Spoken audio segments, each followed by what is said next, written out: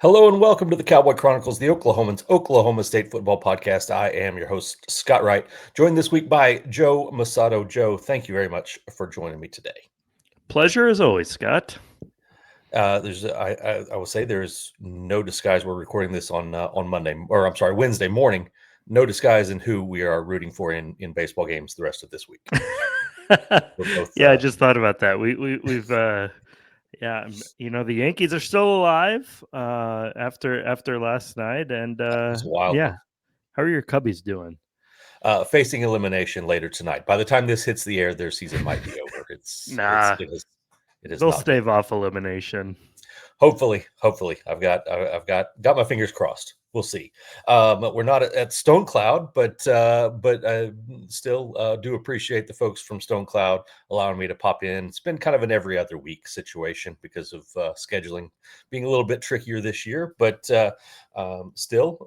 We do have our winner from the game prediction contest that we do there in the comments on YouTube. So remember, you can jump in there, predict the score for OSU Houston, and have a chance to win a beer that I will drink for you at Stone Cloud next week. Philip was the winner last week. He predicted Arizona 34-17, actually pretty close. He was in the ballpark, just off by a score on each team. So not bad, but jump in there and comment on our thoughts. We're going to have some interesting stuff from Joe as he's been kind of building out some lists of candidates for the Oklahoma State football coaching job, which will be the majority of our conversation here today. So give us your thoughts on that as well. Pick a score, whatever you want to do there in the comments section of YouTube. So. With that, Joe, we'll just really quickly. I know you were watching from home while I was out in Tucson. Anything that was really surprising about the way things went in Arizona for Oklahoma State? I was a little surprised at the lack of OSU's ability to move the ball. Maybe I just, bought in too much from the week prior, uh, against Baylor. It seems like a lot of the tricks got figured out. Mhm. But at the same time, maybe Arizona's defense is just good. I mean, statistically, they're very, very good. Um, they haven't played the toughest schedule yet, so that was kind of the only mild surprise. But Scott, I just think a lot of these games are going to play out the same, and it's kind of what's to be expected from this OSU team. And I'm glad we're talking about the coaching search because that's really like the next big thing that matters. Sure, there can be signs here and there in the interim, but really we're all looking forward to who the next guy is going to be at OSU. Yeah, exactly. I will agree with what you said about the offense. I thought they would have a little bit more of a spark. I thought they were maybe figuring some things out in the run game as well. But when you can't run, you can't throw, and you can't really open up one thing for the other to have any success. It's really difficult. And the receivers are the thing that I really thought they would be better at receiver this year. They really haven't had anybody step forward as kind of a go-to guy. Like if you're sitting at 3rd and 7, who do you want to throw to? There's not a guy you say this needs to be the guy you're targeting, and just a Yeah. guy that you've got that connection with. And they struggle to get open. They don't make a lot of contested catches, though. Terrell Davis had a really important and impressive one that he pulled in on the sideline, then ran and gained some extra yardage after that. But for the most part, not getting open, not making tough catches, and it just makes it even more difficult on Zane Flores, who obviously now is injured, probably not playing this week. We'll talk a little bit more about that later, but let's move forward. And before we get into your list, which the second part of the series will be in the Sunday paper, if I am remembering correctly. I think that's correct. Yeah, I just filed that, so I think it'll be in the Sunday paper. Very good. My question before we get into it: how it's such a trick for Oklahoma State to manage this. Obviously, I think the timing of it of firing Mike Gundy so that they could start the search was imperative because there's already multiple teams looking for coaches right now. But you're looking at guys who are still coaching right now, and it's a delicate and tricky process. But how soon do you feel, Joe, that they need to make some sort of hire or some at least some significant progress on a hire? I mean, I think the advantage they have that some other schools are trying to get out ahead of it as well is that they can take during the season, they can start the search, they can put out the feelers, they can contact agents. I I don't think you're going to see a guy leave his current job before the end of the year, though. So I think you want to have a lot of your background work done, but I don't think someone is realistically going to be in place until whoever that top candidate is, that their season is done. I mean, sure, you see a lot of times where that person leaves the team before the bowl game. I think that makes a lot of sense, but I don't think you're going to see anything before then. Yeah, I agree. You've got, Oklahoma State is using the search firm Turnkey. They have some letters in their name that I can never remember or get right, but they're using that search firm. As you mentioned, coaches have agents, and a lot of them have the same agent. There's Yeah. not a wide variety of agents representing college football coaches. So you can deal with multiple guys through just a couple of agencies. So that probably helps out as well in terms of these conversations, though it can make things a little bit tricky on the actual negotiation side. Um, but yeah, so I do think that it's important. They're already in the works, but I think the progress of this is really important to make sure that you're taking advantage of the time that you've given yourself. So with that, Joe, just first of all, kind of describe for our listeners this project that you have taken on, and kind of how where it stands right now. Yeah, so I wanted to we did our like initial like gut reaction hot board, but I wanted to dive a little deeper. And honestly, Scott, I wanted to cover my basis because I figured if I put 50 names out there, I'm bound to get one of these guys is going to get the job, right? And if Yeah. not, then I've done a terrible job, or OSU has found a diamond in the rough. So basically, I'm looking at probably going to do 10 candidates separated into 5 categories. So last week we did guys with Oklahoma or OSU ties. For this latest one, it's going to be current group of 5 head coaches. Then I'm going to do one on, top offensive coordinators, one on top defensive coordinators. And then the last feature is going to be wild cards, maybe guys that do fit into other buckets, but names that might surprise us, maybe have some fun. That'll probably be like the most unrealistic names, I would say. And some of these names are more realistic than others. Also, I will say there are a lot of names that fit into more than one category, but I'm only going to feature them once. So, Scott, I'm trying to get it right. I'll be able to say, "Yep, I nailed it." They were one of 50 that I was Exactly. considering. Exactly.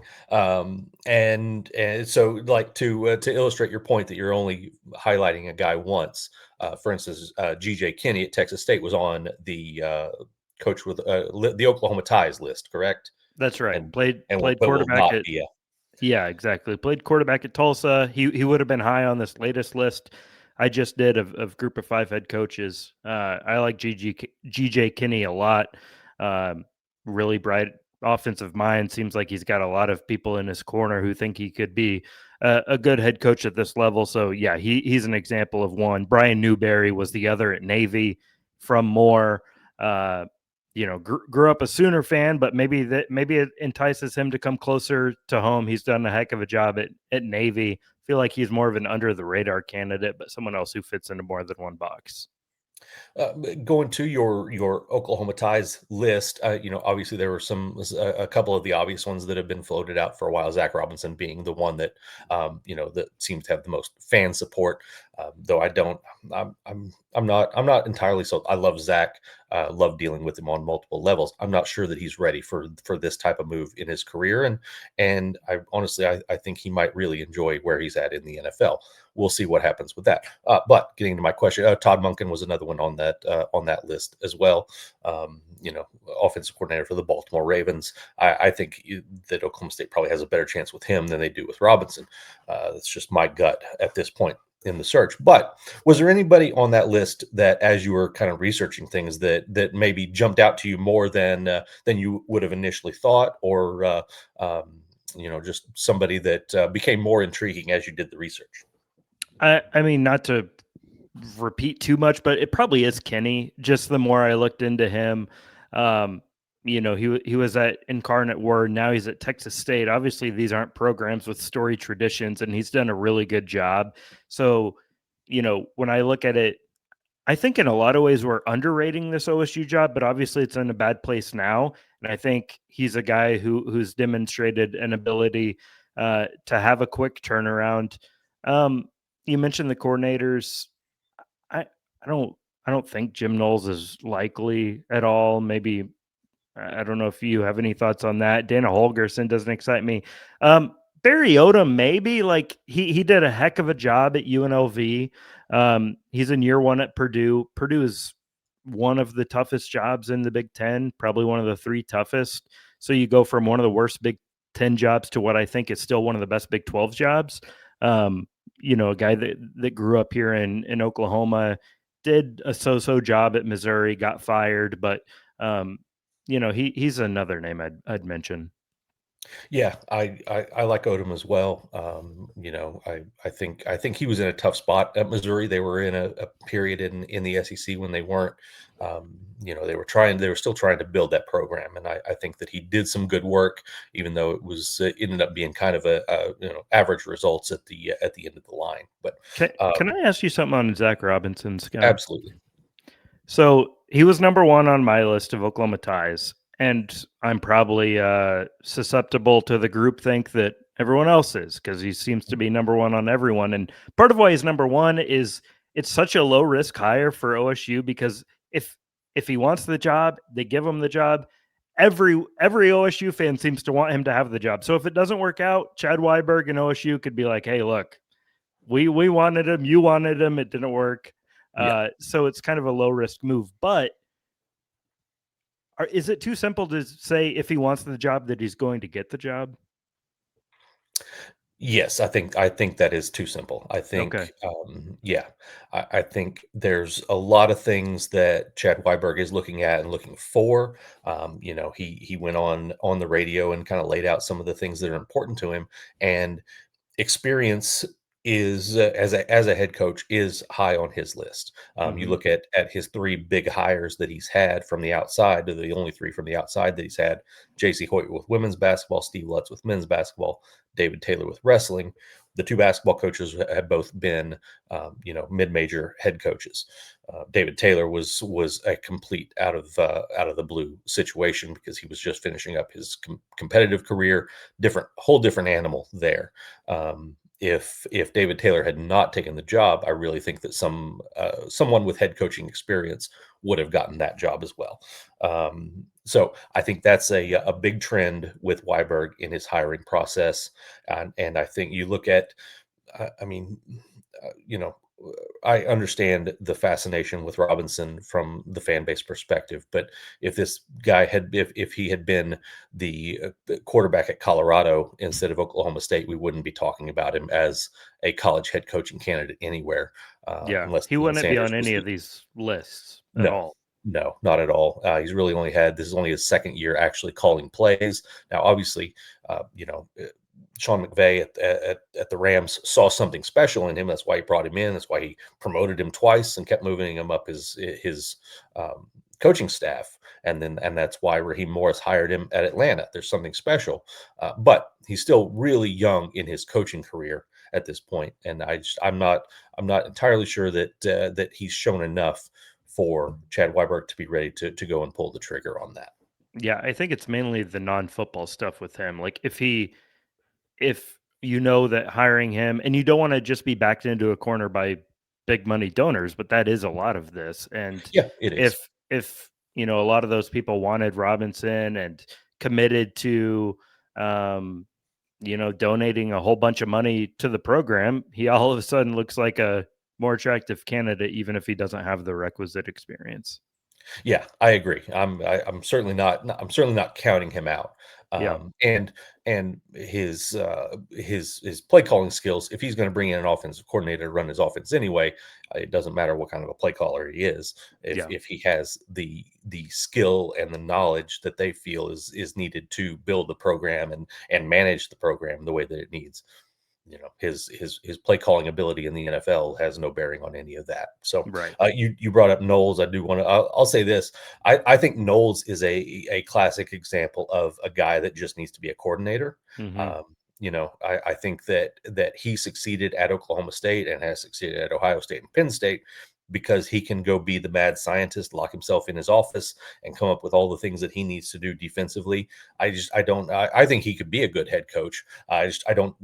His defense wouldn't succeed at the same level if he's the head coach. I think that's too much on his plate. We're seeing obviously, Brent Venables is an example of somebody who has done that. So maybe it's possible. I don't know if Knowles is the kind of guy who can do everything that the head coach needs to do and still master his defense the way that he has. Maybe he can, and maybe he's a good candidate. I don't know. I would love him because I love talking to the guy. He was fascinating. I would love to have him back around.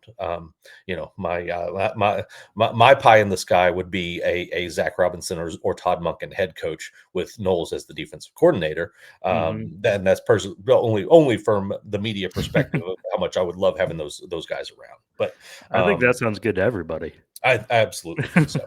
Um, and listen, Jim Knowles might be out of a job before too long if Penn State can't figure Oof. some things out, and that's not any of his doing. But although he had a rough week against UCLA, but um, overall, it's more a James Franklin problem. Anyway, moving on to the list that comes out this week, the group of five guys. I don't want you to give away all the juicy details, but anybody on that list that you kind of learn something about or like to highlight here? Well, we've got a big game in Denton on Friday night that I Okay. sort of led into this with North Texas for South Florida. Um, we all know Alex Golesh at South Florida, but North Texas, Eric Morris is a guy that I think makes a lot of sense. Um, First off, he went to Shallow Water High School in Texas, so shallow water, still water. Connection. I'm reaching. But he coached Cam Ward at Incarnate Word, and then Cam Ward followed Eric Morris to Washington State. So obviously developed a number one pick in the NFL draft, obviously before he went to Miami, and then at North Texas this year. They've done a heck of a job. They're off to an undefeated start. They're 5-0 for the first time since 1959. He played and coached at Texas Tech, played under Mike Leach, coached under Cliff Kingsbury. So he's got those Big 12 ties, a Texan, so regional connections. So Eric Morris is one of the guys that stands out on this group of five list. Yeah, I agree. He was a receiver as a player, Yeah, but his knack for finding quarterback talent seems to be pretty legit. He stop me if I'm wrong, but also brought in John Mateer to Washington State while he was up there. Correct? I mean, he was the offensive coordinator at the time, but yeah. right. Yeah, and then Arbuckle replaced Morris. So Washington State, quite a run of offensive coordinators, by the way. So, Yes. yeah, definitely kind of a quarterback whisperer. But like you said, was a receiver in college, uh, and didn't realize this today. All Big 12 punt returner. So he's got some escape ability. I would say. He does, and I always mess up the quarterback at North Texas, his name, but he was another Yeah. guy that he discovered as brought in as a walk on and has now elevated to a pretty reliable group of five starters. So um, he seems to have a knack for finding quarterbacks that fit what he wants to do offensively, and that would be very valuable at a place like Oklahoma State that has struggled to really identify quarterbacks. You look at a lot of guys they've brought in that there's been a lot of excitement about that just haven't fully panned out lately. So that would be a viable, a valuable resource to have, somebody that can really recruit at the quarterback position. So What do you think of Dan Mullen, Scott? I've floated his name out there one time in a story early. After this, I think he's probably going to be more interested in something a little bit more high profile, Yeah. and will probably have some opportunities. I feel the same way about John Summerall at Tulane. Um, but Summerall, I would love to have at Oklahoma State again for personal reasons. I think he's a fascinating guy to talk to. Mullen, I'm kind of all over the place. I don't know what to think about him. Do you have any thoughts there? Uh, Certainly would not be my first call. He's kind of midway on this list, and this is just one of 5 lists. But Mhm. you know, he looking back at Florida, like he did a pretty good job at Florida, especially compared to where they are now. And he did a tremendous job at Mississippi State, which is, Right. outside of maybe Kentucky and Vanderbilt, the hardest job in the SEC. Hmm. So, and maybe there's some similarities getting guys to. I mean, Stillwater looks like a oasis compared to Starkville, but Right. some similarities there. He's kind of an odd guy that rubs folks the wrong way. So I think that's kind of a knock against him. I also, I don't know, I'd lean more toward the young up and comers who are at, smaller schools and taking the next step versus, a retread guy who's been a couple of places. Um, but he at least deserves a mention. Yeah. Yeah, I would agree with that. Had some good success defensively at Mississippi State and Florida with a young fella coordinating his defense by the name of Todd Grantham. So, um, Could Grantham be back? how wild would that be? That would be a crazy turn of events, wouldn't it? After all of this, he gets fired and then rehired by the next coaching staff. That would Yeah. He's like, who's laughing now? exactly. I have a feeling that would probably not happen. No, probably not. Probably not. That said, which of the lists is next up after this week, Joe?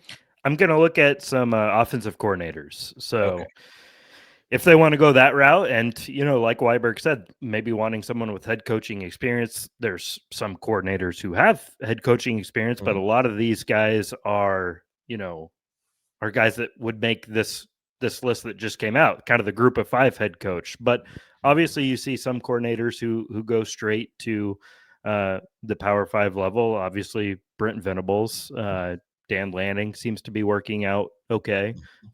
Kirby Smart's done a good job. So there's coordinators on both sides of the ball, and we'll look at those next.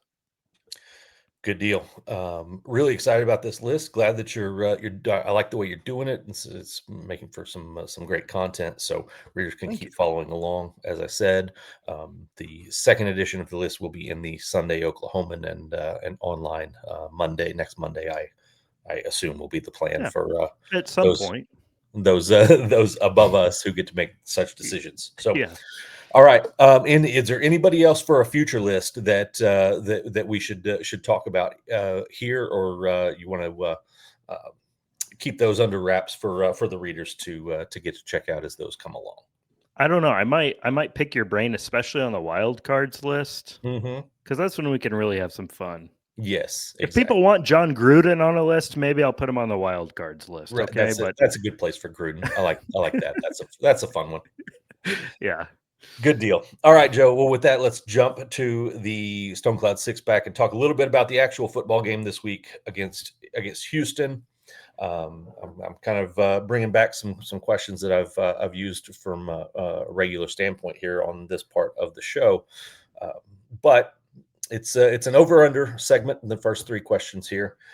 Start with Houston, over or under 39.5 points for the Cougs in Stillwater this week. Will they get to 40, Joe? they will not. Clint Bowen's defense will bow up, and Cougars' offense is not very good. It looks like, based on what Fritz is saying, that Connor Wegman is going to play. Right. Um, I was higher on Houston than I should have been before the season because of Wegman. He's not been very good. Even when he's been out there, their offense ranks ahead of only OSU and Colorado in the Big 12. They haven't scored 40 points in a game all season. If there's a game to do it, it's probably this one. But Cowboy defense holds them under 40. That will be a very important development for the OSU defense. But I'm with you. I think I could see Houston getting in the 30s because I think this could be that kind of a game and turn out into a little bit of a shootout. In a weird, odd kind of way. Which our next question will will dive more into, but I'm going to go under 39 and a half as well, even though the OSU defense seems to have a knack for giving up 40. Um, all right, next up, over or under Sam Jackson, 50% of quarterback snaps this week. What happens at quarterback for the Cowboys, Joe? I love this question. I love this thought exercise. Imagine telling ourselves a month ago that we'd be doing an over under on Sam Jackson snaps at quarterback. Right. Oh boy. Quick clarification before I answer this question. Mhm. So if someone takes a snap as a wild, if a running back takes a wildcat snap, we're counting that as a quarterback Yes. snap, basically. Yes. Who literally takes the snap? Okay, I'm going under then. I Okay. think we're. I think Jackson would certainly take the majority of the snaps, but I don't think if I don't think it's going to be over 50%. I think we could see some wildcat, maybe with the Trent Howland or Mhm. whoever else back there. Meacham is going to open up the bag of tricks once again, maybe some new tricks. I don't think it's just going to be a situation where Jackson is lining up as the primary quarterback over and over. All right. This is not an official question of the Stone Cloud six pack, but do you think he has the most pass attempts, Sam Jackson? I do, yes, Yeah, I'm with you. I'm going to go over 50% yeah. for Sam Jackson taking snaps. I think they will still have some tricks and gadgetry in the playbook, but I think they're going to try to get him more into just a traditional quarterback role and let him kind of do some things there. The last one, OSU had 6 sacks. So I asked the question last week of Tyler Waldrop, who was filling in as my co-host. Would OSU combine for 3 or more combination of sacks and takeaways? They ended up with 9 total, 6 sacks, 3 takeaways. I did not expect that, but focusing just on sacks this week, they did have 6 sacks last week. I think that was a little bit higher than anybody anticipated, but 2.5 is the number. Over or under 2.5 sacks for the Cowboy defense this week? I'm gonna go over. Maybe Wendell Gregory will have over 2.5 himself. I don't know. Good. He's been really really good, by the way, Yeah. and was awesome in that Arizona game. Um, yeah, I guess this kind of falls in with my under for Houston's point total. Expecting a big day for the OSU defense, or a relatively okay day. I think they can get after the quarterback some, especially with those edge rushers. And I looked at Houston. They're sort of middle of the pack in sacks allowed, I think. So it seems doable. So I'll be on the positive side of this one. All right, I am going under on this one. I feel like Ooh, Houston, with the quarterback health being a concern, they're going to be trying to get rid of the ball quickly. it's a Going good to point. try to take as much pressure off of the passing game as possible. So I'm going to go under, though I do think Wendell Gregory has another solid day impacting the game. He really looks like a game changing defensive player with his size and athletic ability off of the edge, and just going to be fascinating to see where his career goes from here. Not only in just the sense of what he becomes, but where he actually plays, because it's going to be tough for Oklahoma State to keep him. I think after the season that he's putting together so far. Yeah, he, All he right. looks like a guy who could be back in the SEC. Yeah, he absolutely does. I would completely agree. I think he can go out there and be a playmaker and possibly see himself on Sundays someday. All right. With that, that brings us to the draft, and this week's draft themed around the Houston Cougars coming to town. We went from a Big 12 conference with no Cougars to having 2 Cougars, the Houston and BYU variety, and we added another Wildcats. All these cat mascots now in the league, and that's what got me thinking about it this week. And I'm really interested to see where you go with this draft. I've got a wide variety of names on my list that I'm ready to pull. But cat mascots. It can be the team nickname, the actual mascot. Anything involving a team with a cat theme as their mascot or nickname is on the board. And with that, Joe, you get to make the first pick in the cat mascot draft. I saw this mascot. This not a mascot. This is a full-fledged animal. Mike the Okay. Tiger Ah, at LSU. He's got a pretty cool looking habitat that he's in outside the stadium. Um, a real life Bengal tiger. So um, that trumps all these guys in furry costumes. So I'm going Mike the Tiger at LSU with the first pick. fantastic first pick. I love it. I actually got to scratch him off my list now, but that was a good one. I'm gonna jump to one that I was not planning on taking this early, but it's my favorite element on my list, so I'm just going to go with it. Going to the high school level, the Atoka Wampus Cats. My Ooh, favorite. It might be my favorite high school nickname of all time, but definitely my favorite in the state of Oklahoma. So I'll take the Atoka Wampus Cats #1 with my first round pick. you might be surprised to hear this. Weren't on my list, but that's just because I didn't do enough research and I don't have that wealth of knowledge that you do. So, what a pick, by the way. I mean, Thank you. how do you beat the Wampus Cats? It's tough. Um, It's tough to beat. yeah, so all of mine were of the college variety. So with my next pick, let's see. We we saw this guy last year. I'm gonna go Cosmo the Excellent. Cougar Another one I got to mark off my list now. All at right. BYU. Just a tremendous dancer. Uh, Fantastic. does high flying tricks. One of the more Yes, athletic mascots, I would say. by far, by far. My favorite Cosmo story uh, was last year at Big 12 Media Days. All the mascots show up, and they had been at like a photo shoot or something, some event. All the different mascots, and they're all walking down, and they're coming down this ramp onto the field where all the interviews and things are happening. And Cosmo's at the back of the line. All the other mascots are going down the ramp. Cosmo just one arm on the railing, hops over it and down the like 6 foot ramp. Over the past the ramp, doesn't even go down the ramp, just straight down to the field. And I was right next to him because I was waiting on them to come off the ramp so I could go up. And it was just so he's just so cool. Everything he does is smooth and cool. And he does the stuff with the like jumping through the hula hoops on fire and the table push-ups. I don't know if you've seen that thing where it's like Yeah. table stacked and he pushes goes up, and all of it is The is other fantastic. mascots probably hate this guy, by the way, because he's just showing off in front of them. They can't Right. do any of this. It's like, this Yes. freaking guy. He's so much ahead of everybody else that they've got to like Willie the Wildcat. He's over there with his like human arms and legs and his cat head, which I don't understand any of Was that. Willie the Wildcat on your list? No, no. If we did the one that we hate the most, if we'd done like two we love and one we hate, I would have. Willie with the Wildcat probably would have been my pick for the.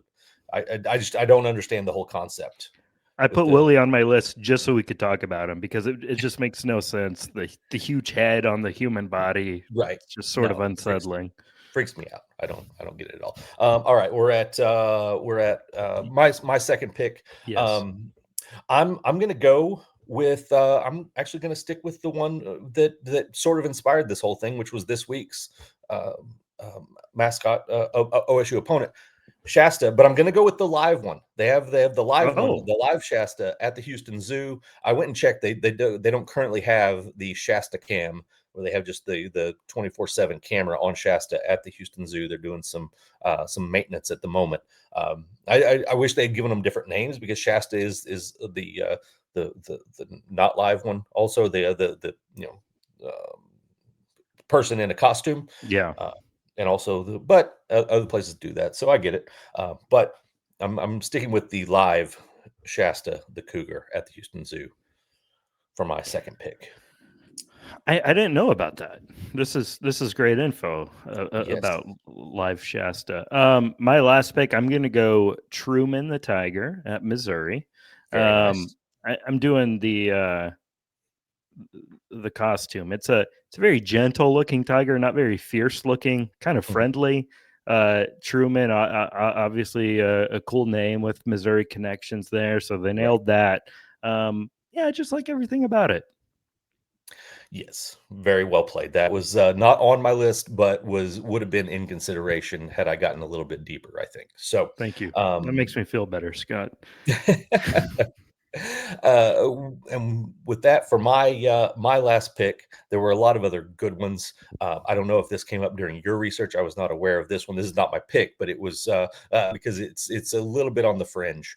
But Pudge the Cat uh, at Bowling Green. I don't know if you catch. Did you catch any of that story I at saw our all? guy Jake Trotter did a story on Pudge the cat. I wasn't aware, but I did some very quick research on this topic. Pudge the cat, shout out. I didn't know about him Yeah, or her. fascinating. He's just the house cat of the long snapper, and he brought him to the locker room one day to cheer up his teammates, and it just became a thing. Now Pudge the cat goes to all the games. He's got a little jersey. They chant for him. Fascinating stuff. If you want to go check that out. I'm not picking him, but he absolutely could have been my last pick. This one I'm going back to something that's important from my youth. I'm going with Panthers, just generic. Any team called the Panthers, I think it's a cool name. I love the word in general. I love the cat mascots, but it was also the nickname of my very first baseball team, my T-ball team. We were the Yukon Panthers, and I've always loved it ever since then. It didn't stick. We ended up going to more typical baseball names after that, but Yeah, it was always a special one in my heart. So I'm going with the Panthers as my final pick. I like that. That's a solid pick. It is. It's the better. Wildcats is overused. We got Right. tons of tigers. Panthers is a good one. Yes. Another one that I didn't pick that I'm guessing you've probably seen in action because of your NBA days, and I can't remember. I think it's Bailey the Trail Cat, the Portland Trailblazers mascot. I think Bailey the Trail Cat was his name, but I think that's nothing. right. Yeah, they've got a good mascot. I wasn't even thinking of NBA. We could have long instead of doing this coaching search list of 50. Maybe we should just do all cat Right? mascots and stuff. Exactly. A lot of good ones out there. All right, Joe. We'll wrap it up there. I want to remind the viewers on YouTube, jump in the comments, throw your score prediction or your thoughts on the coaching search in the comments, and we'll see who the winner is. Maybe the next coach is commenting a score prediction for this week's game. Who knows? That'd be cool. Anything could happen at this point. All right, Joe Mussatto, thank you very much for joining me, and thank you to all of you who have followed along here at the Cowboy Chronicles.